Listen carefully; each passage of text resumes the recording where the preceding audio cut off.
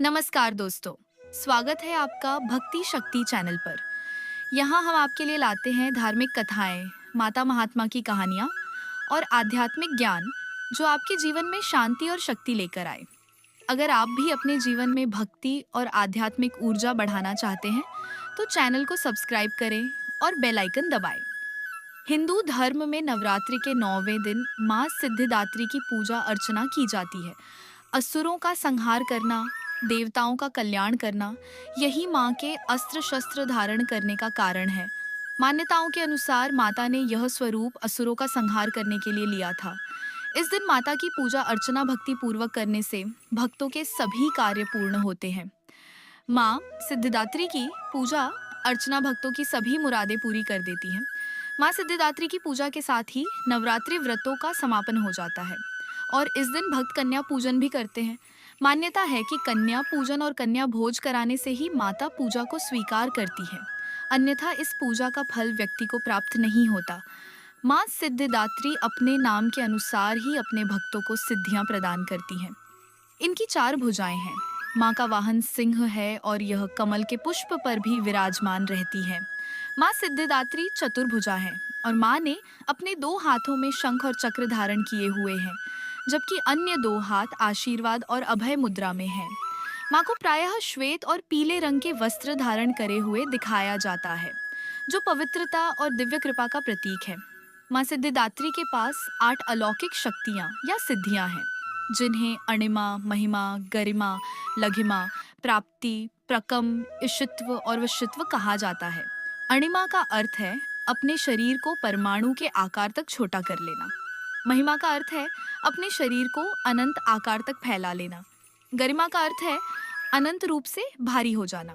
लघिमा का अर्थ है भारहीन हो जाना। प्राप्ति का अर्थ है सर्वव्यापी होना। प्रक का अर्थ है जो चाहे प्राप्त कर लेना। इशित्व का अर्थ है पूर्ण प्रभुत्व प्राप्त कर लेना। और वशित्व का अर्थ है सभी को वश में कर लेने की शक्ति होना। और भगवान शिव ने देवी सिद्धिदात्री की कृपा से ही इन सभी 8 शक्तियों का आशीर्वाद प्राप्त किया था, जिस कारण वे अर्धनारीश्वर भी कहलाए। भगवान शिव ने अर्धनारीश्वर रूप क्यों धरा, इसके पीछे भी एक रोचक कथा प्रचलित है।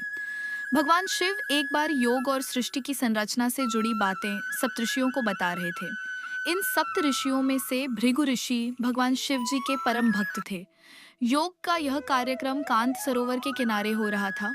इस समय भगवान शिव के साथ देवी पार्वती जी भी विराजमान थी। भृगु ऋषि अपने स्थान से उठे और भगवान शिव की परिक्रमा करने लगे। शिव जी के साथ पार्वती जी भी बैठी थीं, लेकिन उन्होंने देवी पार्वती को अनदेखा करके केवल भगवान शिव की ही परिक्रमा की। भृगु ऋषि भगवान शिव और देवी पार्वती जी के बीच में से जगह बनाते हुए भगवान की परिक्रमा करने लगे। यह देखकर देवी पार्वती बहुत क्रोधित हुई। तब भगवान शिव ने देवी पार्वती की मनोदशा भांप ली और उन्हें अपने और निकट बैठने के लिए कहा। देवी ने ऐसा ही किया। भृगु ऋषि ने देखा कि भगवान शिव और देवी पार्वती जी के बीच से निकलने की पर्याप्त जगह नहीं है, तो भृगु ऋषि ने चूहे का रूप धारण कर लिया और शिव जी की परिक्रमा करने लगे। यह देखकर शिव जी ने देवी पार्वती को अपनी गोद में बिठा लिया, जिससे कि भृगु ऋषि को देवी पार्वती जी की परिक्रमा करनी ही पड़े। लेकिन भृगु ऋषि ने बड़ी चतुरता के साथ एक पक्षी का रूप धर लिया और उड़कर शिव जी के मस्तिष्क के चारों ओर घूमकर परिक्रमा करने लगे। यह देखकर देवी पार्वती जी को और अधिक क्रोध आया। भगवान शिव को देवी पार्वती जी के प्रति भृगु ऋषि का यह व्यवहार अच्छा नहीं लगा। भगवान शिव ने आखिरकार देवी पार्वती को स्वयं में समाहित कर लिया और अर्धनारीश्वर बन गए। अब की बार भृगु ऋषि ने एक बार और मधुमक्खी का रूप लेकर भगवान शिव जी के दाहिने पैर का चक्कर लगा लिया। भगवान शिव सिंहासन में बैठ गए। अब ऐसे में भृगु ऋषि के पास परिक्रमा का कोई दूसरा रास्ता नहीं बचा, तो उन्होंने अब शिव जी के दोनों योग यानी स्त्री और पुरुष की ही परिक्रमा की। इस कहानी से भगवान शिव ने पूरे संसार को यह संदेश दिया कि योग का अर्थ सभी आयामों के समावेश से है। शरीर के साथ आपको मन और भावनाओं को शुद्ध करना पड़ेगा, तभी आप योग का लाभ पूरी तरह से ले पाएंगे। भगवान शिव ने अर्धनारीश्वर रूप धारण करके भृगु ऋषि सहित संपूर्ण मानव जाति को संसार का सही अर्थ समझा दिया। भगवान का अर्धनारीश्वर रूप यही संदेश देता है कि हर जीव में जितना अंश पुरुष है उतने ही अंश नारी भी है। इस प्रकार शिव के बिना शक्ति अधूरी है और शक्ति के बिना शिव माँ सिद्धिदात्री की पूजा करते समय भगवान शिव के अर्धनारीश्वर रूप और भगवान की कृपा की इस अद्भुत कथा को सुनने वाले भक्त पर माँ सिद्धिदात्री की पूर्ण कृपा होती है। नवरात्रि में और माँ के जगराते में महारानी तारा देवी की कथा कहने और सुनने की भी प्राचीन परंपरा है। बिना इस कथा के जागरण को संपूर्ण नहीं माना जाता। माँ तारानी की कथा के अनुसार महाराजा दक्ष की दो पुत्रियां तारा देवी और रुक्मण भगवती दुर्गा जी की भक्ति में अटूट विश्वास रखती थी। दोनों बहनें नियम पूर्वक एकादशी का व्रत किया करती और माता के जागरण में प्रेम के साथ कीर्तन और महाता में कहा सुना करती थी। एकादशी के दिन एक बार भूल से छोटी बहन रुक्मण ने मांसाहार कर लिया। जब तारा देवी को इस बात का पता लगा तो उसे रुक्मण पर बड़ा क्रोध आया। वह कहने लगी, तू है तो मेरी बहन, परंतु मनुष्य देह पाकर भी तू नीच योनि के प्राणी जैसा कर्म कर रही है। तू तो छिपकली बनने योग्य है। बड़ी बहन के मुख से निकले शब्दों को रुक्मण ने शिरोधारी कर लिया और साथ ही प्रायश्चित का उपाय भी पूछा। तब तारा ने कहा, त्याग और परोपकार से सारे पाप छूट जाते हैं। फिर दूसरे जन्म में तारा देवी इंद्रलोक की अप्सरा बनी और छोटी बहन रुक्मण छिपकली योनि में प्रायश्चित का अवसर ढूंढने लगी। द्वापर युग में जब 5 पांडवों ने अश्वमेध यज्ञ किया तब उन्होंने दूत भेजकर दुर्वासा आश्य सहित 33 कोटि देवी देवताओं को निमंत्रण दिया। अब दूत दुर्वासा ऋषि के स्थान पर निमंत्रण लेकर जब गया तो दुर्वासा ऋषि बोले, अगर 33 कोटि देवता उस यज्ञ में भाग लेंगे तो मैं उसमें सम्मिलित नहीं हो सकता। दूत 33 कोटि देवी देवताओं को ही निमंत्रण देकर वापस पहुंचा और दुर्वासा ऋषि का वृतांत पांडवों को कह सुनाया कि वह सब देवताओं को बुलाने पर नहीं आएंगे। अब नियत समय पर शुभ मुहूर्त में यज्ञ प्रारंभ हुआ। 33 कोटि देवता यज्ञ में भाग लेने आए और उन्होंने वहां दुर्वासा आश्य को ना देखकर पांडवों से पूछा कि आश्य को क्यों नहीं बुलाया। इस पर पांडवों ने नम्रता सहित उत्तर दिया कि निमंत्रण तो भेजा था, परंतु वे अहंकार के कारण नहीं आए। यज्ञ में पूजन हवन आदि निर्विघ्न समाप्त हुए। भोजन के लिए भंडारे की तैयारी होने लगी। दुर्वासा आश्य ने जब देखा कि पांडवों ने उनकी उपेक्षा कर दी है तो अत्यंत क्रोध में भरकर उन्होंने पक्षी का रूप धारण किया और चोंच में सर्प लेकर भंडारे में फेंक दिया, जिसका किसी को कुछ भी पता नहीं चल सका और वह सर्प खीर की कढ़ाई में गिरकर छुप गया। एक छिपकली जो पिछले जन्म में तारा देवी की छोटी बहन थी, बहन के शब्दों को शिरोधार्य कर इस जन्म में छिपकली बन गई थी। वह सर्प का उस भंडारे में बनी हुई खीर में गिरना देख रही थी। उसे त्याग और परोपकार की शिक्षा अब तक याद थी और वह छिपकली घर की दीवार पर चिपकी ठीक समय की प्रतीक्षा करती रही। कुछ देर तक तो वह सोचती रही कि कोई आए और खीर में गिरे इस सांप को देख ले, लेकिन बहुत देर तक भी जब किसी की दृष्टि उस खीर में नहीं पड़ी तब उसने परोपकार की भावना और दूसरे लोगों की जान बचाने हेतु अपने ही प्राण न्योछावर कर देने का मन बना लिया। जब खीर भंडारे में दी जाने वाली थी तो सबकी आंखों के सामने वह छिपकली दीवार से कूदकर कढ़ाई में जा गिरी। कढ़ाई में खौलती हुई गर्मागर्म खीर थी। फिर जब लोगों ने अपनी आंखों के सामने खीर में छिपकली को गिरते देखा तो छिपकली को भला बुरा कहते हुए खीर की कढ़ाई को खाली करने लगे। उस समय उन्होंने उस खीर के अंदर मरे हुए एक सांप को देखा। अब सबको पता चला कि छिपकली ने तो अपने प्राण देकर उन सबके प्राणों की रक्षा की है। इस प्रकार उपस्थित सभी सज्जनों और देवताओं ने उस छिपकली के लिए प्रार्थना की कि उसे सब योनियों में उत्तम मनुष्य जन्म प्राप्त हो और अंत में वह मोक्ष प्राप्त करे। फिर तीसरे जन्म में वही छिपकली राजा स्पर्श के घर कन्या बनी और दूसरी बहन तारा देवी ने फिर मनुष्य का जन्म लेकर ताराती नाम से अयोध्या के प्रतापी राजा हरिश्चंद्र के साथ विवाह किया। राजा स्पर्श ने ज्योतिषियों से कन्या की कुंडली बनवाई। ज्योतिषियों ने राजा को बताया कि कन्या तो राजा के लिए हानिकारक सिद्ध होगी, शकुन ठीक नहीं है, इसलिए आप इस कन्या को मरवा दीजिए। सुनकर राजा ने कहा कि कन्या को मारने का पाप तो बहुत बड़ा होता है और मैं उस पाप का भागी कभी नहीं बन सकता। अगर कन्या को मारने के सिवाय कोई और उपाय है तो बताओ। तब ज्योतिषियों ने राजा को सलाह दी, हे राजन, आप एक लकड़ी के संदूक में ऊपर से सोना चांदी आदि चढ़वा दें, फिर उस संदूक के भीतर कन्या को बंद करके नदी में प्रवाहित कर दीजिए। सोना चांदी जड़ित लकड़ी का संदूक अवश्य ही कोई लालच से निकाल लेगा और आपकी कन्या को भी पाल लेगा। आपको किसी प्रकार का कोई पाप नहीं लगेगा। फिर ऐसा ही किया गया। कन्या को उस हीरेमणि जटित संदूक में लिटाकर नदी में प्रवाहित कर दिया गया। नदी में बहता हुआ वह संदूक काशी के समीप एक को दिखाई दिया। वह संदूक को नदी से बाहर निकाल आया। जब उसने संदूक खोलकर देखा तो संदूक में सोना चांदी के अलावा एक अत्यंत रूपवान नवजात कन्या दिखाई दी। उस बंगी की कोई संतान नहीं थी। अब जब उसने अपनी पत्नी को वह कन्या सौंपी तो उसकी तो खुशी का कोई ठिकाना ही नहीं रहा। उसने अपनी संतान के समान ही उस कन्या को अपनी छाती से लगा लिया और भगवती की कृपा से उसके स्तनों में दूध उमड़ पड़ा। पतित दोनों ने फिर प्रेम से उस कन्या का नाम रुको रख दिया। जब वह कन्या विवाह के योग्य हुई तो उसने उसका विवाह अयोध्या के सजाती युवक के साथ बड़ी धूमधाम से कर दिया। इस प्रकार पहले जन्म की रुक्मण दूसरे जन्म में छिपकली और तीसरे जन्म में रुको बन गई। रुको की सास महाराज हरिश्चंद्र के घर साफ सफाई इत्यादि का काम करने जाया करती थी। इसी तरह दिन बीत रहे थे। फिर एक दिन रुको की सास बीमार पड़ गई और रुको अपनी सास की जगह महाराज हरिश्चंद्र के यहाँ काम करने पहुंच गई। महाराजा की पत्नी ताराती ने जब रुको को देखा तो वह अपने पूर्व जन्म के पुण्य से उसे पहचान गई। तब ताराती ने रुको से कहा, बहन तुम यहाँ मेरे निकट आकर बैठो।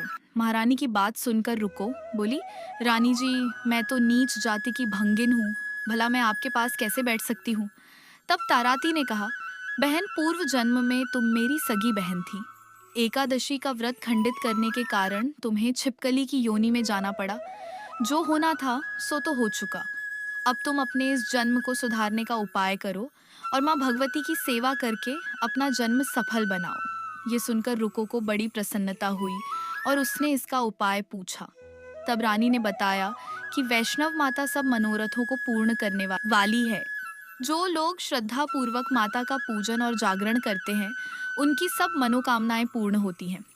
तब रुको ने खुश होकर माता की मनौती करते हुए कहा, हे माता यदि आपकी कृपा से मुझे एक पुत्र प्राप्त हो जाए तो मैं भी आपका पूजन और जागरण कराऊंगी।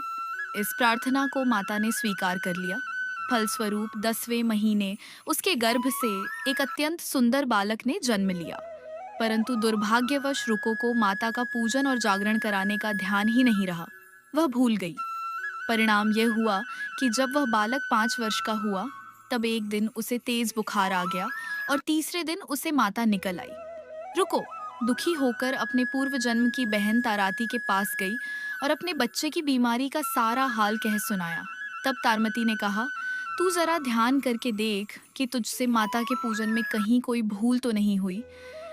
इस पर रुको को 6 वर्ष पहले की बात का ध्यान आ गया और उसने अपना अपराध स्वीकार किया कि बच्चे को आराम आने पर मैं अवश्य ही जागरण कराऊंगी। और देवी भगवती की कृपा से उसका बच्चा दूसरे दिन ही ठीक हो गया। तब रुको ने देवी के मंदिर में जाकर पंडित से कहा कि मुझे अपने घर माता का जागरण करना है, तो आप मंगलवार को मेरे घर पर पधार कर मुझे कृतार्थ करें। पंडित जी कहने लगे, अरे रुको तू यही 5 रुपये दे जा, हम तेरे नाम से मंदिर में ही जागरण करवा देंगे। तू नीच जाति की स्त्री है, इसलिए हम तेरे घर में आकर देवी का जागरण नहीं कर सकते। रुको ने कहा, हे पंडित जी, माता के दरबार में तो ऊंच नीच का कोई विचार ही नहीं होता। वे तो सब भक्तों पर समान रूप से कृपा करती हैं, इसलिए आपको भी कोई ऐतराज नहीं होना चाहिए। इस पर पंडितों ने आपस में सलाह करके कहा, यदि महारानी तारमती तुम्हारे जागरण में पधारे तो हम भी स्वीकार कर लेंगे। यह सुनकर रुको महारानी के पास गई और सब वृतांत कह सुनाया। तारमती ने जागरण में सम्मिलित होना सहज स्वीकार कर लिया। जिस समय रुको पंडित से यह कहने गई कि महारानी जी जागरण में आएंगी, तब एक सैनिक ने यह बात सुन ली और उसने जाकर महाराज हरिश्चंद्र को इस बात की सूचना दे दी। राजा ने सैनिक से सब बात सुनकर कहा कि तेरी बात झूठी है, महारानी भंगियों के घर जागरण में नहीं जा सकती। फिर भी परीक्षा लेने के लिए राजा ने रात को अपनी उंगली पर थोड़ा चीरा लगा लिया जिससे उसे नींद न आए। रानी तारमती ने जब यह देखा कि जागरण का समय हो रहा है परंतु महाराज को नींद ही नहीं आ रही, तो उसने माता वैष्णव से मन ही मन प्रार्थना की कि हे माता, आप कैसे भी करके किसी भी उपाय से महाराज को सुला दीजिए ताकि मैं जागरण में सम्मिलित हो सकूं। तारमती की यह प्रार्थना मां ने स्वीकार की और उधर राजा को गहरी नींद आ गई। जब राजा को नींद आ गई तो तारमती ने रोशनदान से रस्सी बांधकर नीचे लटका दी और उसको पकड़कर वह महल में नीचे उतर गई और रुको के घर जा पहुंची। उस समय जल्दबाजी के कारण रानी के हाथ का रेशमी रुमाल और पांव की एक पायल रास्ते में गिर गई। उधर थोड़ी देर के बाद राजा हरिश्चंद्र की आंख खुल गई तो वह भी रानी का पता लगाने निकल पड़ा। मार्ग में पायल और रुमाल उसने देखे और जागरण वाले स्थान पर वह जा पहुंचा जैसे कि उसे सूचना मिली थी। राजा ने दोनों चीजें रास्ते से उठाकर अपने पास रख ली और जहां जागरण हो रहा था वहां एक कोने में चुपचाप बैठकर सारा दृश्य देखने लगा। जब जागरण समाप्त हुआ तो सबने माता की आरती और अरदास की। उसके बाद प्रसाद बांटा गया। रानी ताराती को जब प्रसाद मिला तो उसने झोली में रख लिया। यह देखकर लोगों ने पूछा कि महारानी, आपने प्रसाद क्यों नहीं खाया? यदि आप नहीं खाएंगे तो कोई भी प्रसाद नहीं खाएगा। रानी बोली, तुमने जो प्रसाद दिया यह मैंने महाराज के लिए रख लिया है। अब मुझे मेरे हिस्से का प्रसाद दे दो। और अब की बार वह प्रसाद लेकर तारा ने खा लिया। इसके बाद तो सभी भक्तों ने माता का प्रसाद पाया। इस प्रकार जागरण समाप्त करके और प्रसाद सेवन के बाद रानी आराम से घर की ओर चल पड़ी।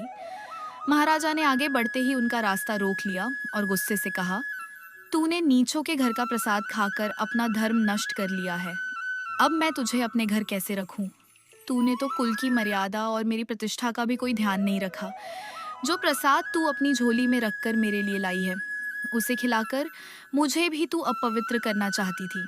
ऐसा कहते हुए जब राजा ने झोली की ओर देखा तो भगवती की कृपा से प्रसाद के स्थान पर उसमें चंपा, गुलाब, गेंदे के फूल, कच्चे अक्षत और सुपारियां दिखाई दी। यह चमत्कार अपनी आंखों के सामने देखकर राजा आश्चर्यचकित रह गया। राजा हरिश्चंद्र रानी तारा को साथ लेकर वापस लौट आए और वहां रानी ने फिर ज्वाला मैया की शक्ति से बिना किसी माचिस या चकमक पत्थर की सहायता लिए राजा को अग्नि प्रज्वलित करके दिखा दी, जिसे देखकर राजा का आश्चर्य और बढ़ गया। अब राजा के मन में भी देवी के प्रति श्रद्धा और विश्वास जाग उठा। इसके बाद राजा ने रानी से कहा, मैं माता के प्रत्यक्ष दर्शन करना चाहता हूँ। तो रानी बोली, महाराज, प्रत्यक्ष दर्शन पाने के लिए तो बहुत बड़ा त्याग होना चाहिए। यदि आप अपने पुत्र रोहिताश्व की बलि दे सके तो आपको माँ दुर्गा के प्रत्यक्ष दर्शन की प्राप्ति हो सकती है। राजा के मन में तो देवी के दर्शन की इच्छा थी, लगन लगी हुई थी। अब तो राजा ने अपने पुत्र का मोह त्यागा और उसका सिर देवी को अर्पण कर दिया। ऐसी सच्ची श्रद्धा और विश्वास देखकर माँ दुर्गा सिंह पर सवार होकर उसी समय वहां प्रकट हो गई और राजा हरिश्चंद्र उनके दर्शन करके कृतार्थ हो गए। मरा हुआ पुत्र देवी की कृपा से पुनर्जीवित हो गया। अपनी आंखों के सामने यह चमत्कार देखकर राजा गदगद हो गए। उन्होंने विधि पूर्वक माता का पूजन करके अपने अपराधों के लिए क्षमा मांगी। तब राजा को अपने परिवार और अपनी प्रजा सहित सुखी रहने का आशीर्वाद देकर माता अंतर्ध्य हो गई। राजा ने रानी तारमती की भक्ति की प्रशंसा करते हुए कहा, हे तारा, मैं तुम्हारे आचरण से अति प्रसन्न हूँ। मेरे तो धन्य भाग जो तुम मुझे पत्नी रूप में प्राप्त हुई हो। उसके बाद राजा हरिश्चंद्र ने रानी तारा देवी की इच्छा अनुसार अयोध्यापुरी में माता का एक भव्य मंदिर तैयार करवाया। इस प्रकार रानी तारा देवी और रुक्मण भंगिन दोनों ही मनुष्य योनि से छूटकर देवलोक को प्राप्त हुई। माता के जागरण में रानी तारा की इस कथा को जो भी मनुष्य भक्ति पूर्वक पढ़ता अथवा सुनता है, उसकी सभी मनोकामनाएं पूर्ण होती हैं, सुख और समृद्धि बढ़ती है, उसके शत्रुओं का नाश होता है और सर्वत्र मंगल होता है। इस कथा के बिना जागरण पूरा नहीं माना जाता।